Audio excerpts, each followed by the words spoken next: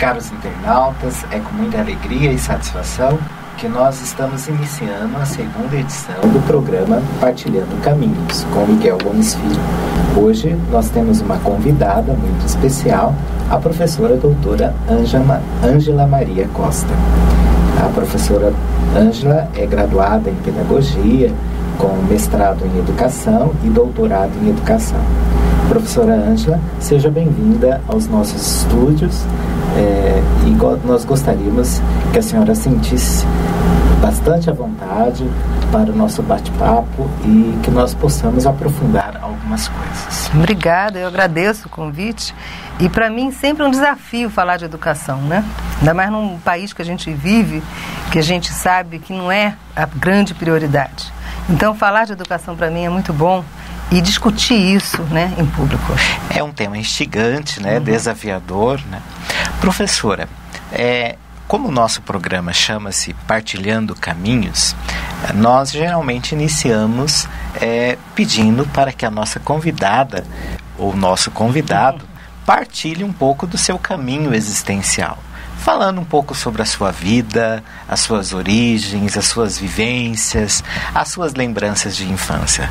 Então, por favor, vamos colaborar com os nossos telespectadores neste sentido. É verdade, eu acho que a gente é o que é hoje porque a gente trilhou um caminho, né? Esse caminho é muito importante. Ele revela exatamente por que a professora Ângela é assim, né? E eu acredito muito nisso. Eu sou de uma família, tenho uma irmã gêmea, né? E nós duas viemos de uma família de operários. Quer dizer, nós somos descendentes portugueses, meus avós trabalharam em indústria, em fábrica de tecido, meu pai também, mas o que eles valorizavam muito era a formação, a educação. Então, eu e minha irmã sempre estudamos em colégio público, mas assim, com muito empenho, porque a gente via o sacrifício dos dois, do meu pai e da minha mãe. Então nós viemos dessa formação de família, né, que hoje falta muito. Tanto o que nós chamamos de educação informal, a sistemática, difusa, né? Que é a primeira, né? Que é a primeira de todas. É a primeira, que forma o ser humano. É o processo, né, de socialização, né? O indivíduo se colocando no meio, né? Exatamente. E concomitantemente, parece-me que eles valorizavam muito a educação formal também. Sim, valorizavam muito e se empenharam muito para que a gente trilhasse um caminho diferente do que era trilhado pelas moças da nossa época. Então, nós viemos de uma época em que fazer escola normal era o sonho das meninas, né? Pelo menos da classe média, baixa ou média mesmo. Por quê? Porque naquela época, se a gente conseguisse entrar numa escola normal, que seria na época Instituto de Educação, a gente saía formada e saía empregada, né? Você saía como funcionário do Estado, já saía como professora de estadual. Então, a entrada na escola normal era muito difícil. A mão de obra de professores era muito escassa na época. Muito escassa. E também assim, eu digo assim, eu lembro que na época nós tivemos que cursar o pré-normal, que seria como um pré-vestibular hoje, porque era uma média de 12 mil candidatos para 2 mil vagas.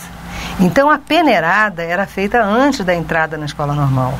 Então, entrava na escola normal aqueles alunos que realmente tinham condições de entrar, porque sabiam português, sabiam matemática, sabiam conhecimentos gerais, né? Havia uma excelência acadêmica. Sim, era impressionante. Então, eu me formei na Escola Normal de Educação, a gente sabia da aula, a gente podia pegar qualquer sala de aula, porque eu sabia o que fazer ali. A gente vê essa diferença hoje. Porque me parece que algumas situações da atualidade, alguns profissionais da educação aprendem quando chegam na sala de aula. Exatamente. Agora, na minha época, eu tive uma grande vantagem, quer dizer, além de ter passado por essa peneira, que nós tínhamos que estudar mesmo muito, meu pai teve que pagar um curso pré-normal para a gente poder fazer o concurso para entrar. Eu também, no 4º ano da escola normal, na minha época, faltavam professores, mesmo efetivos. O que o governo do Rio de Janeiro fez? Que eu não disse que eu sou do Rio de Janeiro, mas é lá, quer dizer, era Guanabara na época, né?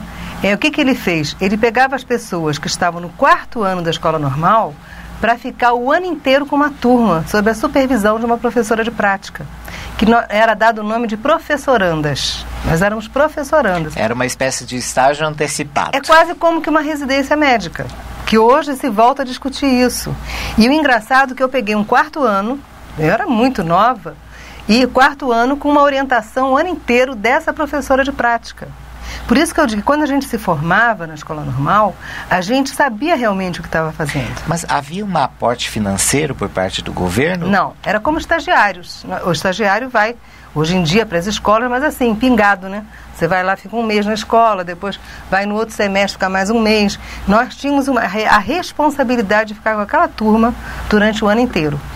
E acaba que esse processo também de orientação, no sentido de supervisão de estágio, ele acaba não sendo tão rigoroso aí pelas universidades, pelas faculdades. Claro, eu estou falando de uma maneira geral. Você falar um negócio desse, meus alunos vão pular, porque eu sou rigorosa.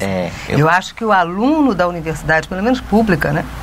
Eu falo de onde eu venho, quer dizer, a universidade pública, ela tem obrigação de buscar excelência. E eu falo para as minhas alunas, eu não quero mais formar medíocres. Mediocridade está cheia lá fora. Porque, né? Querendo ou não, é um profissional que você está colocando no mercado de trabalho. Não, eu falo, eu não vou assinar, eu não quero ser uma pessoa que vai assinar o diploma de uma pessoa medíocre. Eu acho o seguinte, quando ele vai para uma instituição, e eu sou professora de prática, então, às vezes eu incomodo muita gente, porque quando eu falo, olha gente, eu falo, não é que me disseram, eu falo porque eu vi. Eu vou nas escolas, eu sei como é que é. Eu estou na sala. Então, isso é muito bom. Ser professor de prática, de ensino, ele te dá essa riqueza, entendeu? De conhecimento da realidade. É porque você acaba lidando com a teoria e a prática, sim, né? Exatamente. Eu gosto muito de um posicionamento do Saviani, quando ele coloca que, às vezes, quando hoje alguns alunos pedem teoria, eles estão cansados de teoria, na verdade eles estão cansados de verbalismo. Enquanto que alguns, quando pedem prática, eles querem ativismo.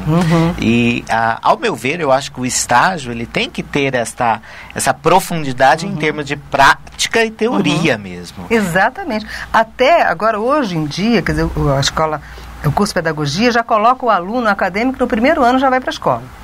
E eu acho isso muito bom, porque tem alunos, hoje eu vejo assim, até um pouco, vamos dizer assim, até uns 10 anos atrás, o perfil dos meus alunos era geralmente era oriundos de escolas, professores, que queriam fazer o curso de pedagogia, mas já conheciam, sabiam o que queriam.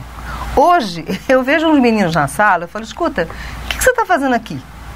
Como é que você caiu aqui? Você sabe o que é pedagogia? Você sabe o que é ser professor de educação infantil? E sabe o que eles me falam? Que hoje, eu tenho um aluno de 19 anos, coitado, acabou de sair do ensino médio. Eles falam para mim com a maior franqueza, eles falam, professora, não fui eu que escolhi, foi o Enem que me escolheu. Ok, eu acho que essa é a diferença. Parece-me que quando você fala da sua época, você fez uma escolha conjuntamente com os seus pais, né? E hoje parece que isso está um pouco diferenciado. Olha, nós vamos dar um pequeno intervalo e daqui a um instante nós voltamos para continuar o papo aqui com a professora doutora Ângela Maria Costa, ela que é graduada em pedagogia, mestre em educação e doutora em educação.